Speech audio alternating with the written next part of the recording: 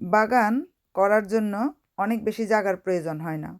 যারা ইউকেতে থাকেন বা লন্ডনে থাকেন, আপনি যে এরিয়াতে থাকেন না কেন, আপনার যদি গাড়ি থাকে, আপনি বিভিন্ন জায়গার অ্যালটমেন্টের জন্য অ্যাপ্লাই করতে পারেন। অ্যালটমেন্টের অ্যাপ্লাই করলে সেখানে আপনি নিজের মতো করে ব্যাট তৈরি করে নিতে পারেন। তবে বেশিরভাগ অ্যালটমেন্টে ব্যাট তারাই রেডি করে দেয়। এখন এই ধরনের ব্যাট যদি থাকে, তাহলে আপনি অনায়াসে বিভিন্ন ধরনের ফসলের চাষ করতে পারবেন। তবে টবের গাছে, আপনার বাড়িতে যদি ব্যালকনি থাকে বা আপনার বাগান থাকে, তাহলে আপনি অনায়াসে বিভিন্ন ধরনের বাগান করতে পারেন।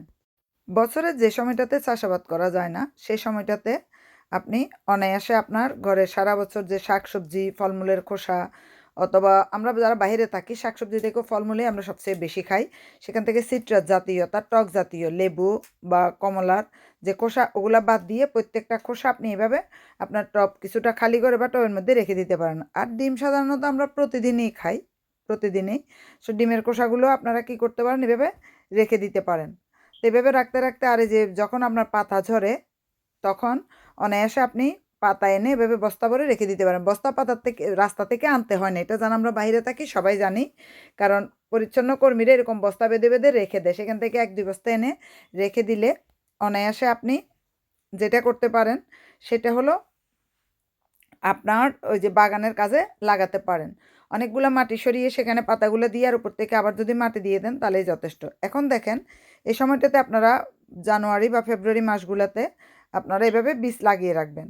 সিমের, ধনিয়া বলেন বা যে পুদিনা তো সারা বছরে হয়, তবে ঘরের ভিতরে ঢুকায় রাখতে হয় শীতকালে, যখন স্নো টো পড়ে বা অতিরিক্ত বৃষ্টি হয়, নাহলে নষ্ট হয়ে যায়। তো এইভাবে করে আপনারা অনেকে আবার ডিসেম্বরেও দেখা যায় ঘরের মধ্যে এভাবে বিভিন্ন ধরনের বীজ লাগিয়ে রেখেছেন। তো আমি দেরিতেই লাগাই সাধারণত, জানুয়ারি বা ফেব্রুয়ারির দিকে।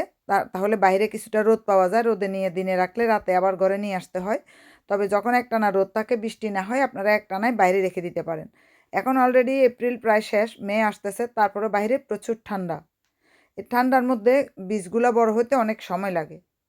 তা আমি যে বীজ লাগিয়েছি দেখেন, এই বীজগুলা কিন্তু সাথে সাথে হয়নি। এগুলা বীজ লাগানোর পরে প্রায় 3 সপ্তাহ নিয়েছে গাছ হতে। যারা ডিসেম্বরে লাগান তাদের দেখা যায় 2 মাস 2.5 মাস লেগে যায়। তো আমি একটু রোদ ওঠার পরে লাগানোর ফলে দেখেন গাছগুলা কত বড় হয়েছে। এখানে সিম গাছগুলা দেখেন 3 সপ্তাহের মধ্যে কত বড় হয়েছে। তারপরে যে দেখতে পাচ্ছেন, এগুলা কোজেটের চারা আমি লাগিয়েছিলাম। তো লাউয়ের চারাও লাগিয়েছি, সেটাও আপনাদেরকে ভিডিওতে দেখাচ্ছি, দিব। তারপর টমেটো গাছে, টমেটোর যে বিচি, গত বছর আমি টমেটোর বিচি কেটে রোদে রেখেছিলাম, তো সেই বিচিগুলো আমি অনেকগুলো টবে দিয়ে রেখেছি।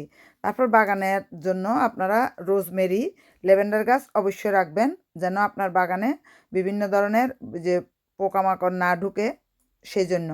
আবার শিয়াল এসে তো প্রচুর যন্ত্রণা দিচ্ছে, সেজন্য নেট কিনতে হচ্ছে।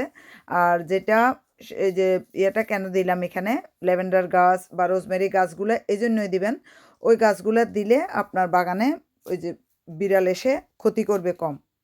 তো দেখেন, এভাবে আমি টবের মাটি আপনাদেরকে দেখিয়েছি, কিভাবে আমি মাটি রেডি করে রেখেছি। এই মাটিটাও আমি সারা বছর ধরে রেডি করে রাখি। ওই যে খোসা খোসা বলেন, বিভিন্ন ধরনের আবর্জনা বলেন, সব মাটির মধ্যে দিয়ে দিয়ে আমি ঢাকা দিয়ে রাখি। ফলে এগুলা মানে জৈব সার হয়ে যায়।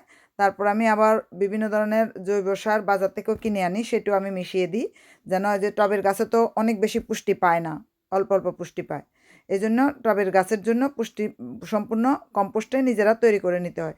যে দেখেন সিমের গাছগুলো এখন কত বড় হয়েছে, এখানে সিম আছে, মটরশুঁটি আছে, বিভিন্ন ধরনের গাছ আমি লাগিয়েছি বীজগুলো। তো এখন এগুলো আমি এভাবে আস্তে আস্তে করে রো করে বড় টবের মধ্যে দিয়ে দিচ্ছি। এভাবে আপনারা যখন বড় টবের মধ্যে দিয়ে দিবেন, যে দেখতে পাচ্ছেন, তবে এখানে উপর থেকে হালকা হালকা পানি ছিটিয়ে দিতে হবে, এটা সেট হওয়ার জন্য কয়েকদিন লাগবে এই বড় টবে সেট হওয়ার জন্য। তো দেখেন কোজেট গাছগুলো আমি একইভাবে সেট করে দিয়েছি। এখন উপর থেকে হালকা পানি দিতে হবে রেগুলারলি, সকালে এবং বিকালে অল্প অল্প করে পানি ছিটিয়ে দিলে মাটির সাথে, টবের সাথে ওই যে গাছগুলো সেট হয়ে যাবে। বড় টবে যখন গাছগুলো দিই, দেখেন আমি কি করি, নিচের থেকে এগুলো ফুটা করে দিতে হয় একটু একটু করে। এগুলো ঘরের বিভিন্ন বক্স, আমি পেঁয়াজ রসুন রাখতাম আগে, তো এগুলো আমি বাগানে ব্যবহার করি এখন। তো এখন নিচের থেকে ভেবে পাতা দিয়ে যে কম্পোস্ট রেডি করা, কম্পোস্টগুলো দেওয়ার পরে এই যে দেখেন, যে এখন মটরশুঁটি গাছ, এগুলা সিম গাছ, মটরশুঁটি গাছ, এগুলা এভাবে আস্তে আস্তে করে তুলতে হবে, নিচের থেকে চাপ দিতে হবে একটু আঙ্গুল দিয়ে দিয়ে, আর না হলে যে শিকড়গুলা নিচে থেকে যাবে, গাছগুলা উঠে আসবে। তো এইভাবে লাগানোর ফলে বিভিন্ন ধরনের দেখেন এগুলো হচ্ছে মূলার শাক, সরিষার শাক। তো এইভাবে আপনারা যদি টবে লাগিয়ে দেন, এগুলো আমি কেটে নিব। এইজন্য আপনাদের দেখাচ্ছি, এগুলো শীতের মধ্যে দিয়েছিলাম। এগুলা কেটে এখানে বড় গাছ দিয়ে দিব এখন।